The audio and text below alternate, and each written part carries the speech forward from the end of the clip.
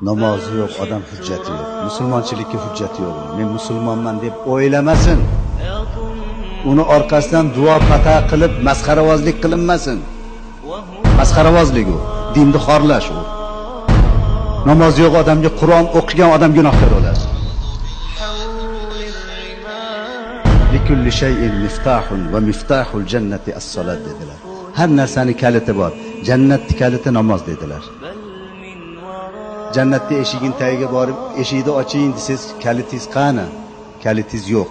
Benamoz bo'lib borgansiz. Yer yuzi to'planib janozangiz o'qilsin.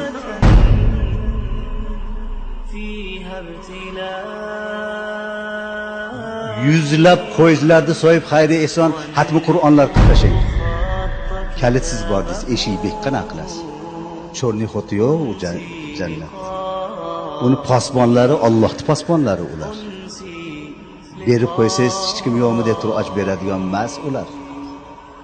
Allohning posbonlari ular. Qattiq gapirsak ham, yumshoq gapirsak ham benamozlik haqida o'zi payg'ambar alayhisalom aytib qo'ygan, Alloh aytib qo'ygan gap bor. Qattiq bo'lsin, yumshoq bo'lsin, bitta haq gap bor.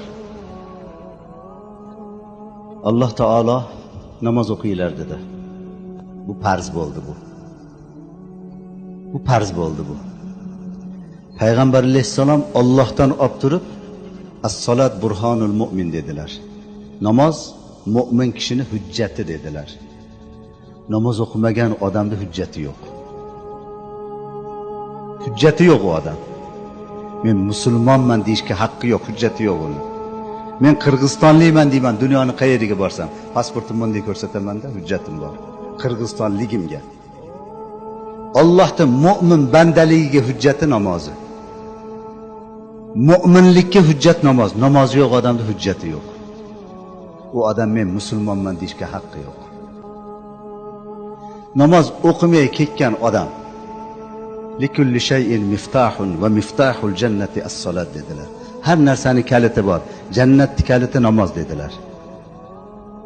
Jannatda eshigin tagiga borib, eshikni oching desiz, kalitingiz qani? Kalitingiz yo'q. Benamoz bo'lib borgansiz. Yer yuzi to'planib janozangiz o'qilsin. Yuzlab qo'ylarni so'yib xayri eson xatmi Qur'onlar qilib tashlang. Kalitsiz bordingiz, eshik beqqana qilasiz. Cho'rni xoti yo'q u jannat. Uni posbonlari Allohning posbonlari ular. Berib qo'ysangiz hech kim yo'qmi deb turib ochib beradigan emas ular. Allohning posbonlari ular. Namozi yo'q odam hujjati yo'q. Musulmonchilikka hujjati yo'q. Men musulmonman deb o'ylamasin. Uni orqasidan duo pata qilib masxaravozlik qilinmasin. Masxaravozlik u, dinni xorlash u. Namozi yo'q odamga Qur'on o'qigan odam gunohkor bo'ladi.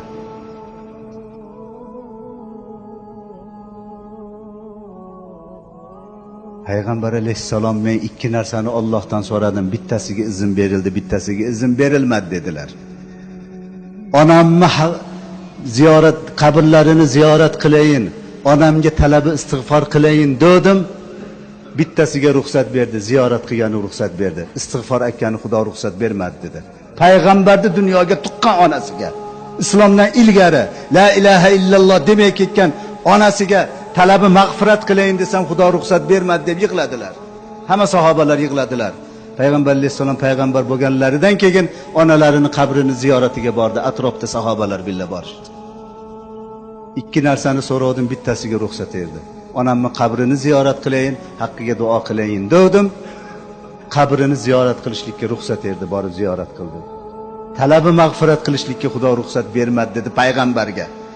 Yer yuzida o'sirag'voy odamlar falonchini maqtab orqasidan xayri ehsonlar u so'yishlar u Qur'on o'qishlar gunohkor bo'ladi. Xudo qaytargan ishni qilayotganligi uchun. Benamoz odam musulmon emas. Musulmonchilikka hujjati yo'q. Buni biz aytmayapmiz buni. Rabb qori kelib shuna deb ketdi demanglar, payg'ambar aytdi buni. Payg'ambarning gapiga inkor qilgan bo'lasiz. Payg'ambar aytdilar, as-salat burhanul mu'min.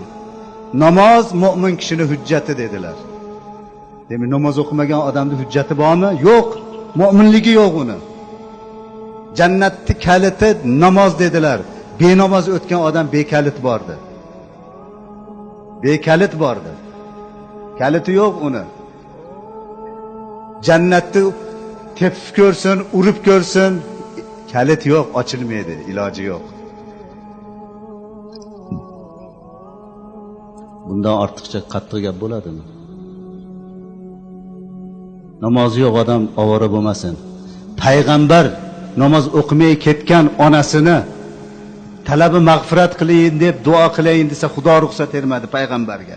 Kim bo'lib qopti bu yoqdagilar? Kim bo'lib qopti? Xudo saqlasin.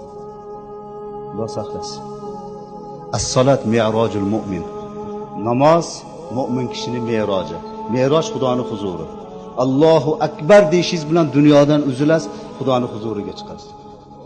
Umrida biron marta Xudoning huzuriga bormagan odam endi undan nimani talab qiladi? Mana bu dunyoda hojatingizni talab qilib unga bunga borasiz. Meni manaqa ishim bor, ustiga borasiz. Mana hojatim bor, shuni qilib bering deb. Biron marta butun hayotida 60-70 yil Xudoning rizqini yeb, Xudoning hayotini ko'rib, biron marta uni huzuriga bormagan odam uni yaratib qo'ygan jannatiga bermoni menga deyishga nima haqqi bor? Nima haqqi bor uni?